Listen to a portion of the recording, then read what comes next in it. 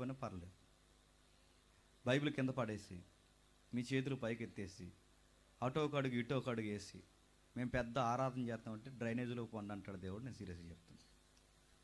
బైబిల్ని గౌరవించండి. నీకు వర్షిప్ అంటే సిగ్గయట్లేదు? బైబిల్ని కింద పెట్టచ్చా? ఈ మధ్యకాలంలో ఇది ఒక దరిద్రం అలవాటు వచ్చింది, మీరు చూసారా?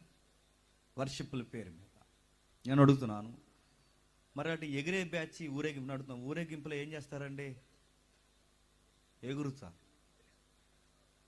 ఊరేగింపులో ఏం చేస్తారండి? వాళ్ళ సొక్కాలు తిప్పుతారు. ఇప్పుడు ఈ కల్చర్ ఎక్కడికి వచ్చిందండి?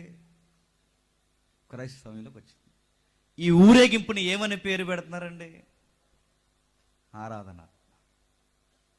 అలా కాదయ్యా, అలా చేయకూడదు. ఆరాధన అంటే కచ్చీపులు తిప్పడం, ఆరాధన అంటే సూట్లు తిప్పడం, ఆరాధన అంటే చేతులు తిప్పడం, ఆరాధన అంటే కుర్చీలు పైకెత్తడం కాదు. ఆరాధన అంటే ఆత్మతో సత్యముతో ఆరాధించాలని కొంతమంది పెద్దలు చెప్తే పనికి మాలిన వాళ్ళు కోపం వచ్చిందంట.